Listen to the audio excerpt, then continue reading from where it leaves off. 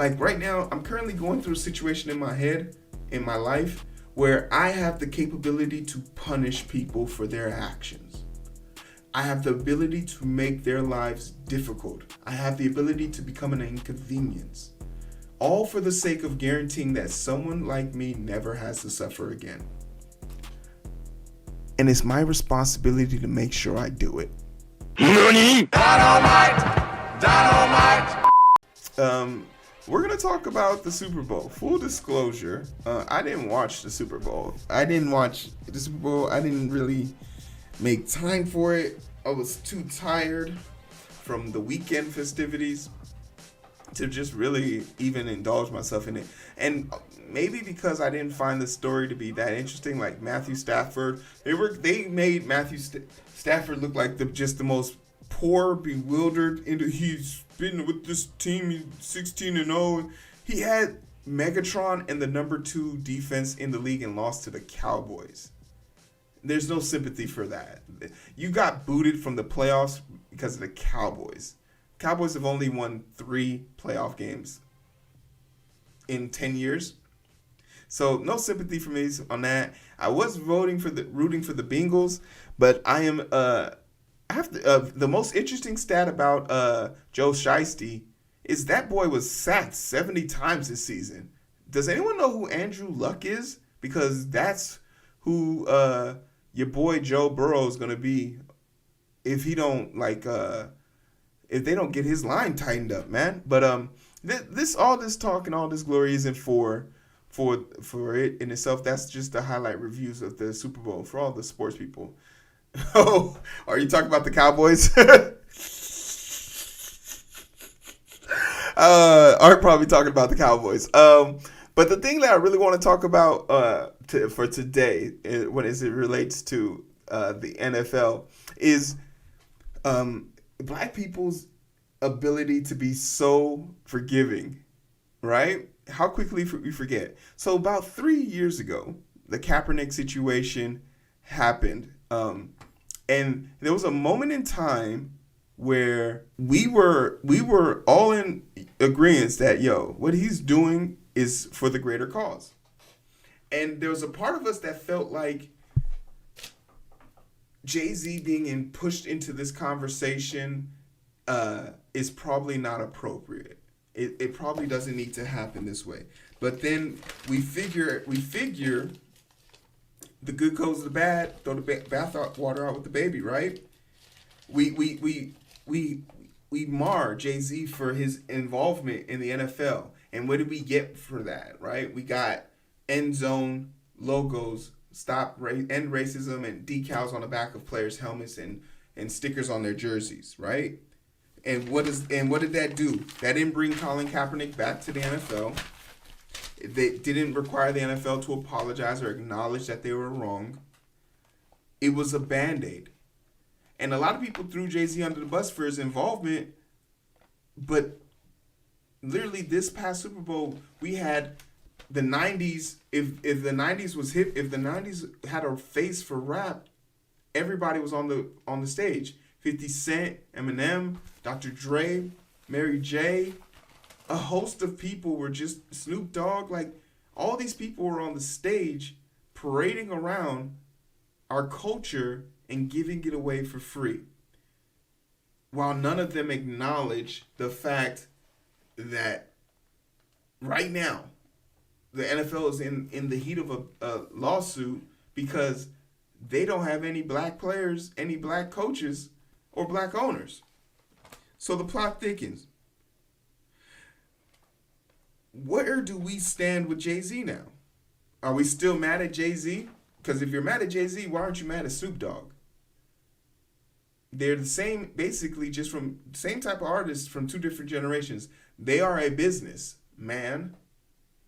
But for some reason, JayZ got a lot of flack, and I don't see any of these people getting flack for their performance during the halftime Super Bowl. Furthermore, what has any of these artists done to contribute to the conversation of systemic racism in the sports world? There are more athletes than ever living in poverty who played in the NFL, period. And now that could be a juxtaposition opposed to that there's just more players every year. But there's something significant about that because more players are getting hurt. More players are having difficulties finding deals. There's no guaranteed contracts for these athletes. There's no remedy for the system. So it really begs the question, why do we continue to allow these people to have access to us? More people than ever watch the Super Bowl, and we haven't addressed the main issue. The NFL believes they've moved past the kneeling and past the conversation of racism in the NFL because they've never been made to atone for it. And that's what happens when you don't punish people. When you let people do something and get away with it. Like right now, I'm currently going through a situation in my head, in my life, where I have the capability to punish people for their actions. I have the ability to make their lives difficult. I have the ability to become an inconvenience. All for the sake of guaranteeing that someone like me never has to suffer again. And it's my responsibility to make sure I do it. Because when the money's all gone, the stories are all gone, and the headlines are all gone, all you have left is your integrity. And what did you do with that integrity? So when you have it, you got to do it. It might seem like insurmountable, minuscule. No, do it. Keep them awake at night. Have them constantly stressed out anytime they see your name in the email line. Let them know that when they chose to fuck with you, they chose to fuck with the wrong person. Every day of the week. So with that being said, do we still have some type of animosity towards JayZ? Because, once again, we have this story to lean on. Because this is what Roger Goodell was talking about during the Super Bowl. Guys, we've seen Roger Goodell answer questions like this at league meetings, at Super Bowls. Clearly was well prepared, as we discussed ahead of time, Judy, and as Ian just mentioned, talking about the Washington football team investigation, about the diversity hiring issues within the league.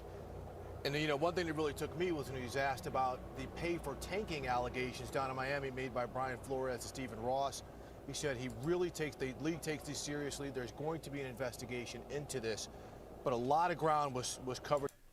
The NFL is not the NFL is not equipped to investigate systemic racism. The NFL wasn't even the NFL didn't even handle systemic racism issues that happened in its own league with Colin Kaepernick. You're going to put the people who blackballed Colin Kaepernick and have less black coaches than they do black. They have more black people on stage during the halftime show than they do coaches. Let that shit sink in. We are literally there for their entertainment. If that isn't the fucking story, the headline, more black people during the halftime show than there are black coaches, what more do you need?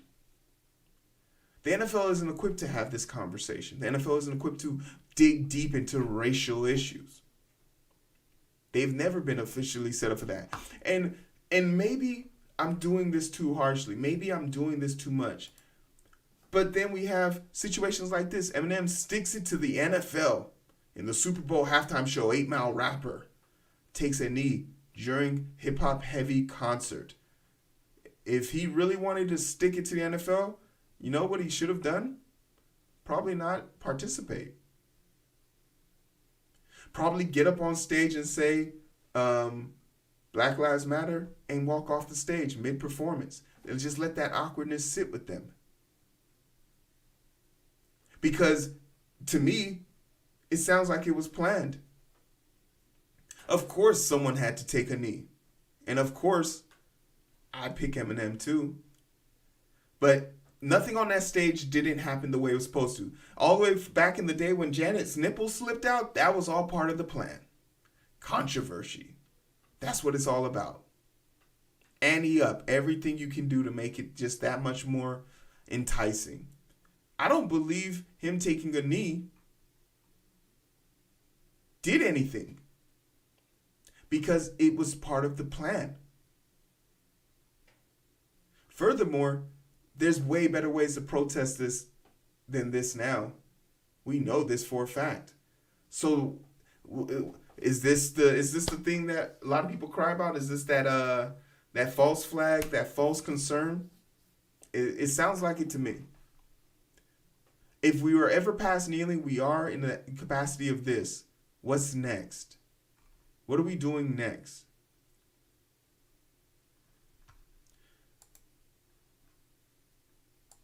Dr. Dre says the NFL had no problem with Eminem taking a knee during Super Bowl performance. It's almost as if it was planned, right? There were a couple of things that happened during the show that where people are wondering if the NFL had any say-so in this. One of them being M taking a knee behind you at that point, and then the other being that Kendrick either he didn't say it or it was censored. We couldn't tell watching on TV, but there's a line where he says, "We hate the popo," and he didn't say popo, or at least we didn't hear it. Did the NFL weigh in on any of that? Well, I'm sorry. There were a few things that we had to change, but it was like really minor things. M taking the knee, that was M doing that on his own, and there was no problem with that. I think, the beginning of Kendrick's set, he says if Pyrus and Crips, they had a problem with that, so we had to take that out. No big deal. We get it. But all in all, everybody came in. We were professional. Everybody was on time, and everybody really...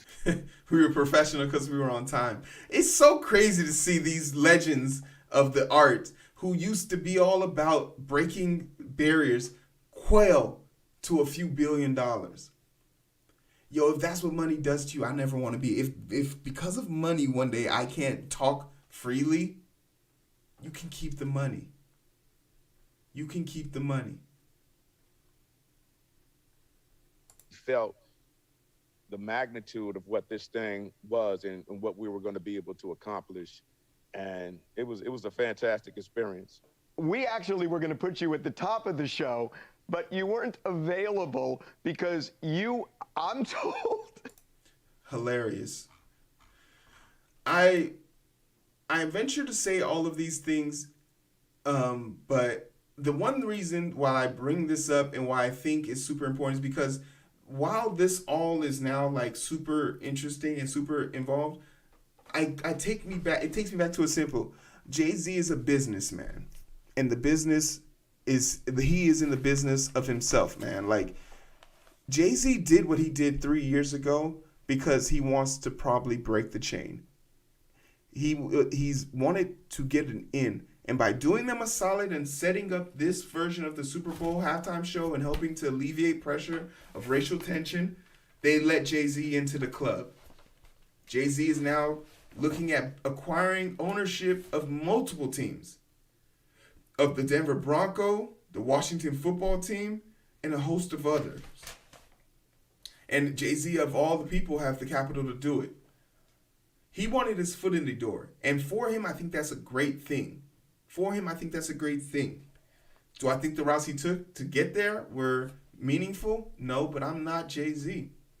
I don't think like him, and I definitely don't make moves like him. He's a billionaire for a reason, and I'm a thousandaire for a reason. Stay in your lane. Is my judgment of him harsh? It's to be determined. The verdict is still not in with him because we need to see what he does with this political power, this political capitalism. This political capital.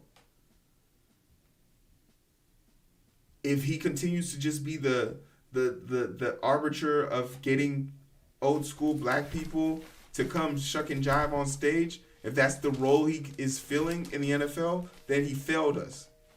But if he can get on one of these teams and do what we saw happen in Jackson State when Primetime went down there, yeah, I'll be rocking the whole full for the rest of my days.